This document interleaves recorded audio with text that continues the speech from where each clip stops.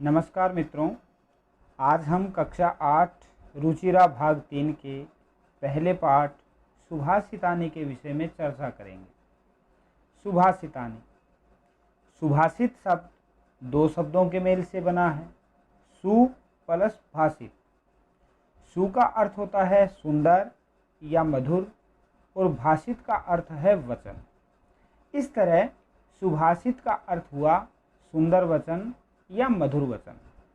इस पाठ में सूक्ति मंजरी, नीति शतक, मनुस्मृति, शिशुपाल वध, पंचतंत्र से रोचक और विचारपरक श्लोकों को संकलित किया गया है।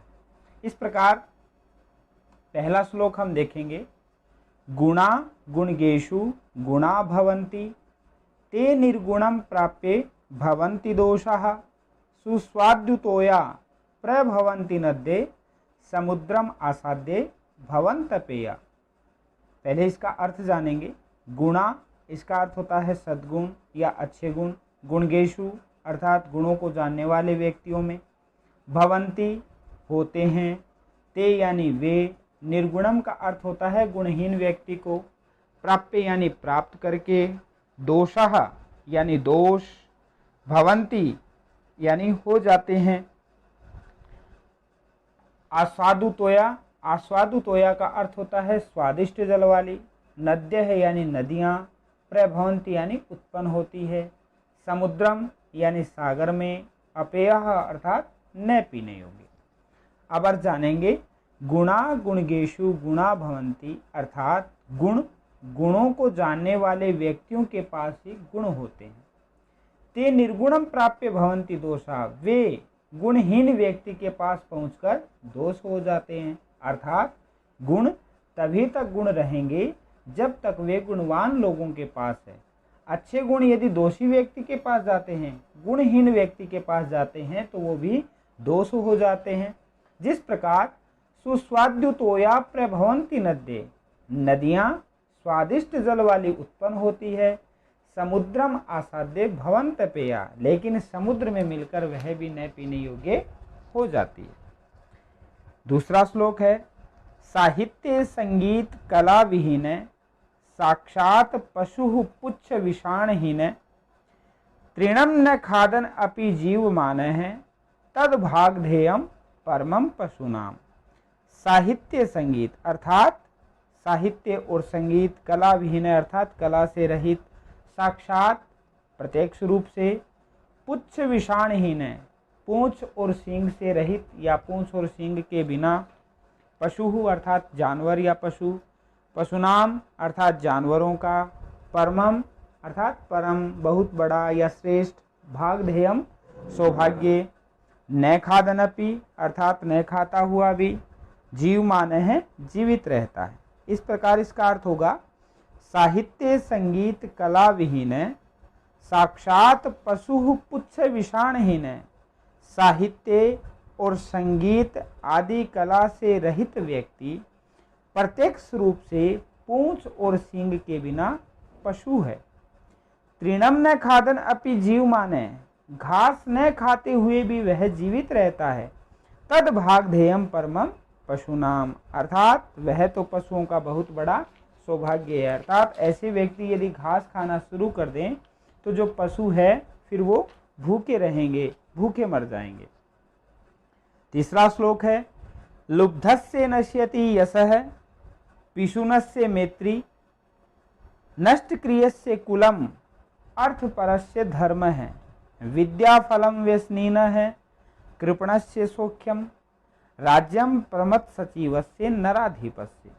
लुब्धस्य इसका अर्थ होता है लोभी का, पिशुनस्य चुगलखोर का, मैत्री अर्थात मित्रता, नष्ट क्रियस्य अर्थात जिसकी क्रिया नष्ट हो गई है, कुलम कुल, अर्थपरस्य जो धन को पाने में लगा हुआ है या धन पर ही जो आश्रित है, व्यसनीन अर्थात बुरी आदत वालों का, विद्याफलम विद्या का फल, कृपणस्य अर्थात कंजूस का, सौख्यम सुख, प्रमतः प्रमतः का अर्थ होता है प्रमाद या आलस्य से युक्त या लापरवाह, सचिव है मंत्री, नराधिपस्य राजा का, राज्यम राज्य नश्यति नष्ट हो जाता है। इस प्रकार इसका अर्थ होगा लुब्धस्य नश्यति यशः, लोभी व्यक्ति का यश, पिशुनस्य मैत्री, चुगलखोर की मित्रता, नष्ट क्रियस्य कुलम, और निष्क्रिय का अर्थात जिसकी क्रिया नष्ट हो चुकी है उसका कुल अर्थात वंश,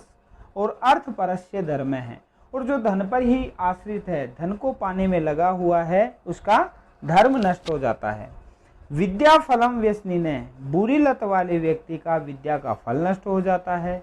कृपणस्य सौख्यम, कंजूस का सुख, राज्यम प्रमथ सचिवस्य नराधिपस्य, और लापरवाह मंत्री वाले राजा का राज्य नष्ट हो जाता है। इस प्रकार श्लोक नंबर 4 है, पित्वा रसम तु कटुकम मधुरम समानम, माधुर्यमेव जनेत मधुमक्षिका असौ, संतस तथैव सम सज्जन दुर्जना नाम, श्रुत्वा वचः मधुर सुक्त रसम सृजंती। असौ, असौ का अर्थ होता है यह, मधुमक्षिका अर्थात मधुमक्खी, कटुकम कड़वे, रसम रस को, पित्वा यानी पीकर, मधुरम समानम अर्थात मीठे के समान, माधुर्यम मधुरता, एव यानी ही, जनेत का अर्थ होता है उत्पन्न करती है, तथैव यानी उसी प्रकार, संतः अर्थात संत लोग, दुर्जना नाम दुष्टों के, वचः यानी वचन, सम सज्जन अर्थात सज्जनों के समान, श्रुत्वा सुनकर, मधुर सुक्त रसम अर्थात मधुर सुक्तों के रस वाली मधुर सुक्त रूपी रस का, सृजंती यानी निर्माण करते हैं। इस प्रकार इसका अर्थ होगा, पित्वा रसम तु कटुकम मधुरम समानम, माधुर्यमेव जनयेत मधुमक्षिका असौ। यह मधुमक्खी तो कड़वे रस को मीठे के समान पीकर मधुरता ही उत्पन्न करती है, अर्थात मधुमक्खी मीठे और कड़वे रस को एक समान पीती है और उससे शहद ही उत्पन्न करती है। संतस तथैव सम सज्जन दुर्जना नाम, उसी प्रकार ही सज्जन दुर्जनों के वचनों को भी सज्जनों के समान सुनकर, वचः मधुर सुक्त रसम सृजंती, मधुर सुक्ति रस का निर्माण करते हैं। जिस प्रकार मधुमक्खी कड़वे रस को भी मीठे के समान पीती है और शहद ही उत्पन्न करती है, उसी प्रकार सज्जन व्यक्ति जो होते हैं, संत लोग जो होते हैं, वो सज्जन और दुर्जन लोगों के, सज्जनों की अच्छी बातों की और दुर्जनों की बुरी बातों को समान रूप से सुनकर मीठे सुक्ति रस रूप का ही निर्माण करते हैं।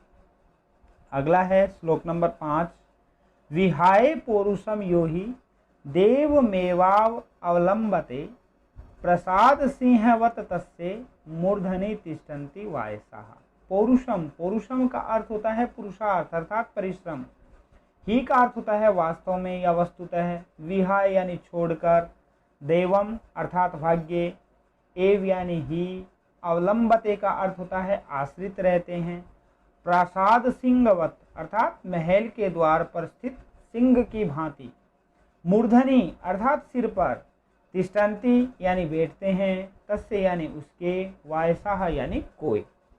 विहाय पौरुषम यो ही देवमेवावलंबते, जो व्यक्ति पुरुषार्थ, उद्यम या परिश्रम को छोड़कर वस्तुतः भाग्य पर ही आश्रित रहते हैं, प्रसाद सिंहवत तस्य मूर्धनि तिष्ठन्ति वायसाः, उसके अर्थात महल के द्वार पर स्थित सिंह की मूर्ति के समान उसके सिर पर कोई बैठते हैं, अर्थात ऐसे व्यक्ति का कोई प्रभाव नहीं होता। जिस प्रकार महल के आगे कोई शेर की मूर्ति लगी हुई होती है और उस शेर की मूर्ति पर कोई बैठे रहते हैं, उससे कोई भी डरता नहीं है, उसी प्रकार जो व्यक्ति पुरुषार्थ नहीं करता है, परिश्रम नहीं करता है, तो उसका उस शेर के समान कोई प्रभाव नहीं होता है। अगला श्लोक है, पुष्प पत्र फल छाया, मूल वलकल दारुभिः, धन्या मही रूहा, ये शाम विमुखम यान्ति न अर्थिनः। पुष्पई का अर्थ होता है पुष्पों से, पत्रई अर्थात पत्तों से, फलई फलों से, छाया अर्थात छाया से, मूलही जड़ों से, वलकलई छाल से, दारुभी अर्थात लकड़ियों से, महीरूहा वृक्ष, धन्या धन्य, अर्थिनः अर्थात प्रार्थना करने वाले, विमुख है अर्थात मुंह नहीं मोड़ते, अर्थात विमुख नहीं होते। न यानी नहीं, यान्ति यानी होते हैं। अब देखिए, पुष्प पत्र फल छाया मूल वलकल दारुभी धन्या मही रूहा ये शाम विमुखम यान्ति न अर्थिन। ये वृक्ष धन्य हैं जो पुष्पों से, पत्तों से, फलों से, छाया से, जड़ से, छालों से, लकड़ियों से, जिनके याचक विमुख नहीं होते। अर्थात पेड़ के पास जब हम जाकर कुछ भी मांगते हैं तो पेड़ हमें कभी भी निराश नहीं करता है, विमुख नहीं करने देता है, विमुख नहीं होने देता है। जो हम उससे मांगते हैं वह हमें मिलता है। अगला है चिंतनिया ही विपदाम आदावेव प्रतिक्रिया न कूप खननम युक्तम प्रदीप्ते वहनिना गृहे।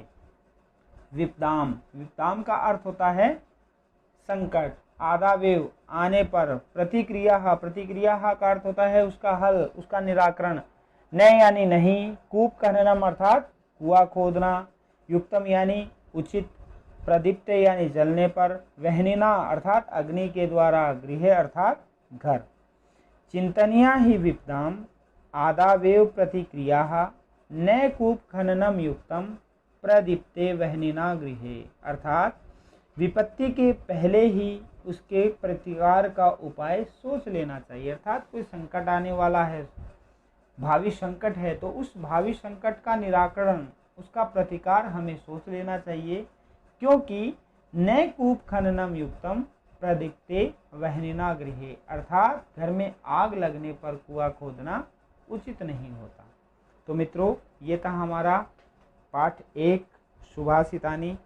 आशा करता हूँ आप सभी को समझ में आया होगा।